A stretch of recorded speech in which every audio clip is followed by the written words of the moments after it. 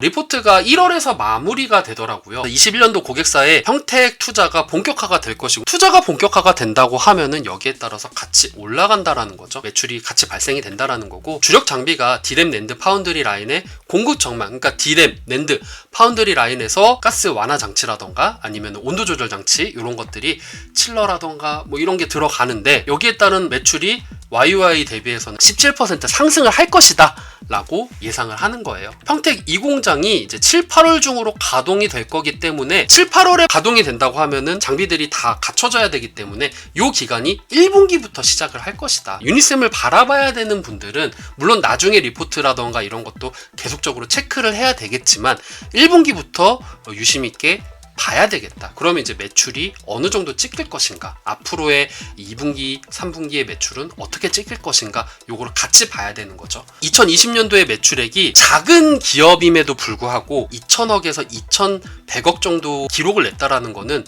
역대 최대라고 하더라고요. 기존의 매출액 대비해서는 2020년도의 매출액이 높았는데 이미 정유율을 많이 증가시켰고, 여기에 따른 유지보수 매출이 더 증가가 될 것이고, 그리고 대만이나 일본 고객사에 대한 매출이 더 늘어날 것이고, 거기에 따른 매출 기여가 될 것이다. 21년도의 매출은 2,500으로 전망을 하고, 영업이익 같은 경우가 YOY 대비해서 17.6% 상승이 될 것이다. 왜 그런가 봤더니 비메모리에서도 시설 투자가 계속적으로 증가가 되고 있는데, 납품이라던가 유지보수라던가 이런 것들이 같이 상승이 될 것이다. 아까 전에 말씀드렸던 부분이 이 레포트에 있더라고요. 저는 이 레포트를 보고 전공정이 아니구나 라는 것을 알 수가 있었는데요. 유니셈의 이 스크러버와 칠러는 전공정 장비가 아니라 기반 시설용 장비라고 하더라고요. 딱 전공정 장비, 후공정 장비 이게 아니라 기반 시설용 장비이기 때문에 상대적으로 마진이 낮을 수밖에 없다. 그런 전공정 장비나 후공정 장비에 비해서는 가격이 상대적으로 낮기 때문에 마진에 대한 한계는 있다라고 얘기를 하는 부분입니다. 그래서 마지막으로 나왔던 리포트가 1월 27일 날 리포트예요. 요거는 좀 더 중점적으로 보면 좋을 것 같다라고 해가지고 하나 늘려서 얘기를 했습니다. 리포트 중에서 저는 이런 리포트를 좋아합니다. 제가 리포트를 많이 읽다 보니까 명목적으로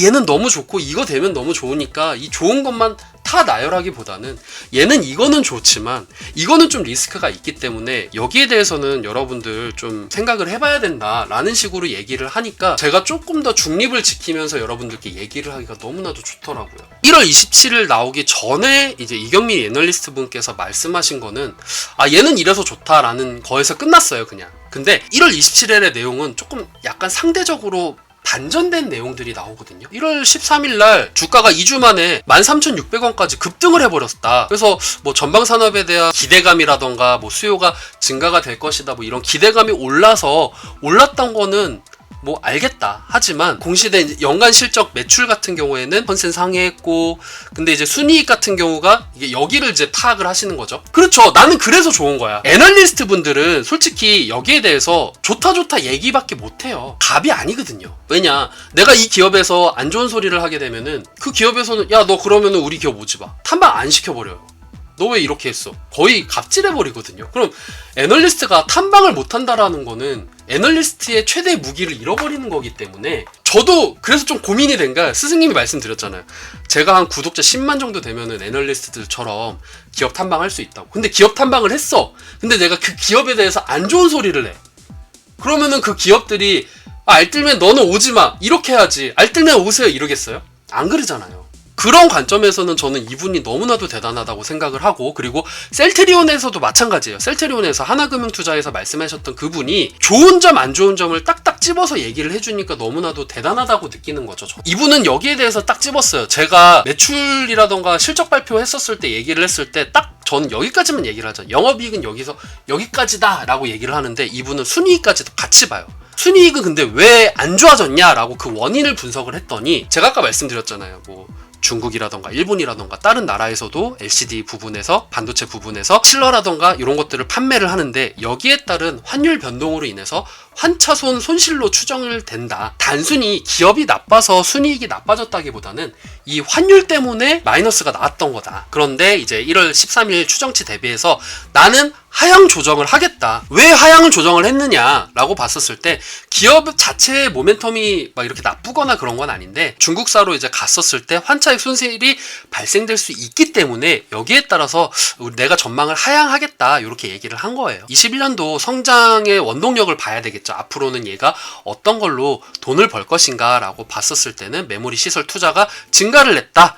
그러면은 여기에 따라서 같이 따라갈 수 있을 것이다. 그래서 여러분들이 만약에 내가 유니셈을 들어갔다라고 하면은 단순히 유니셈의 공시라던가 이런 것만 볼 게 아니라 앞으로 그래 삼성전자 하이닉스에서 시설 투자 들어갔다, 메모리 쪽에 시설 투자가 들어갔다 라고 하면은 유니셈 같이 올라가겠구나 이렇게 판단하고 대비를 하시면 좋을 것 같다 요 생각을 하는 겁니다. 그리고 제가 아까 말씀드렸던 부분이 이거예요. 아니 알뜰맨 유니셈이 친환경으로 묶여? 라고 이렇게 물어보시는 분들 있다고 했죠. 내용이 나오더라고요. 실제 바이든 인구 후에 친환경 관련한 기업으로 기대감이 커졌대요. 그래서 유니셈 반도체 장비 공정 과정에서 발생되는 유해가스가 이제 환경을 오염시킨다라고 판단이 되었고 이것을 제거하는 작업이 친환경 제품으로 인식이 되었기 때문에 그래 친환경으로 보는 거는 뭐 그럴 수 있다고 쳐. 하지만 여기에 따른 확실한 컨센서스라던가 확실한 모멘텀이 없기 때문에 단순히 이것만 보고 올라가는 거 쫓아가는 거는 굉장히 위험한 거다라고 경고를 해주시더라고요. 우리 경민 누나가. 그래서 와 진짜 이분은 진짜 대단하시구나. 나 팬 될 것 같아 막. 물론 제 최고의 스승님은 브라누스 스승님이시지만 리포트를 볼 때 김경민 애널리스트 분께서 이렇게 나온 게 있다 그러면은 제가 또 주기적으로 체크를 할 것 같아요. 저는. 그래서 밸류에이션은 낮다고 했어요. 왜냐면 얘네들은 전공정 장비가 아니기 때문에 기반 시설용 장비이기 때문에 밸류에이션이 낮을 수밖에 없어서 얘에 따라서 너무 급등하고 막 이렇게 올라갈 줄은 아니다.